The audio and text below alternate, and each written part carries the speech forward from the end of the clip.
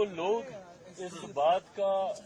हो हल्ला मचाते हैं कि बिहार को विशेष राज्य का दर्जा नहीं मिला, विशेष राज्य का दर्जा नहीं मिला। ये वही विपक्ष के लोग हैं जिनके पास ये जानकारी का अभाव है कि इन्हीं की सरकार में, यूपीए की सरकार में मनमोहन सिंह जी के दौरान ही नीति आयोग में इस तरीके के प्रावधान किए गए थे जिसके बाद किसी भी राज्य को विशेष राज्य का दर्जा मिलना लगभग नामुमकिन के करीब हो गया था। बहरहाल हम लोग की मांग रही थी कि जब तक विशेष राज्य के दर्जे का दर्जा हम लोग को नहीं मिलता, स्पेशल पैकेजेस हम लोग को दिए जाएं। मैं धन्यवाद करूंगा मेरे प्रधानमंत्री आदरणीय नरेंद्र मोदी जी का, मैं धन्यवाद करूंगा हमारी वित्त मंत्री आदरणीय निर्मला सीतारमण जी का कि उन्होंने बिहार को जिस तरीके से स्पेशल पैकेजेस देकर, और मेरे लिए बिहारी होने के नाते खुशी की बात है, और मेरी पार्टी लोक जनशक्ति पार्टी रामविलास ने हमेशा बिहार फर्स्ट बिहारी फर्स्ट के विजन के साथ आगे बढ़ने का काम किया है। इस बजट में बिहार फर्स्ट बिहारी फर्स्ट को भी धरातल पर उतारने के प्रावधान दिए गए हैं। जहां एक तरफ इंफ्रास्ट्रक्चर इसमें मजबूती देने का काम किया गया है, वहां पे ब्रिजेस बना के, वहां पे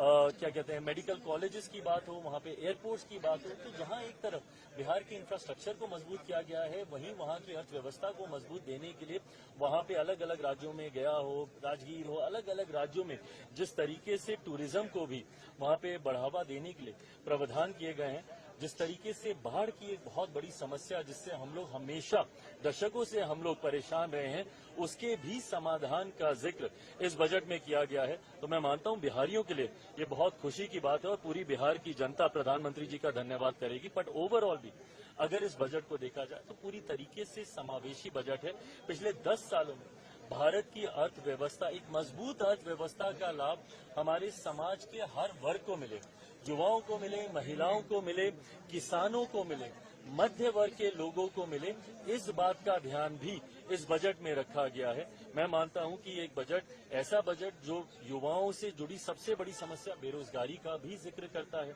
एमएसएमई सेक्टर को जिस तरीके से मजबूती देने की बात की गई है, इसमें एमएसएमई सेक्टर एक रीढ़ की हड्डी है हमारे देश की अर्थव्यवस्था को लेकर। तो मैं मानता हूं कि विकसित भारत के निर्माण में ये एक मजबूत नींव की तरह इस बजट को देखा जा सकता है। आप कह रहे हैं समावेशी बजट है, सारे सांसद जो निकले विपक्ष के वो तो कह रहे हैं आंध्रा बिहार का बजट है, ये सरकार बचाने वाला बजट है। इन लोगों को अगर अपने राज्य में अगर गरीब नहीं दिखते, अपने राज्य में अगर इनको किसान नहीं दिखते, अपने राज्य में इनको मध्य वर्ग के लोग नहीं दिखते, अपने राज्य में इनको महिलाएं नहीं दिखती या युवा नहीं दिखते, तो मैं इनकी सोच के ऊपर कोई टिप्पणी नहीं करूंगा। जब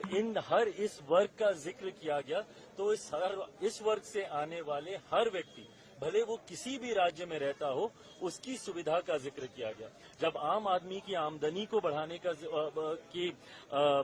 बचाव को जो वो बचत करता है उसको बढ़ाने का जिक्र किया, तो ये हर राज्य के व्यक्ति का जिक्र किया गया। पर अगर इसमें उनको उनके राज्य का जिक्र नहीं दिखता तो ये उनकी सोच हो सकती है।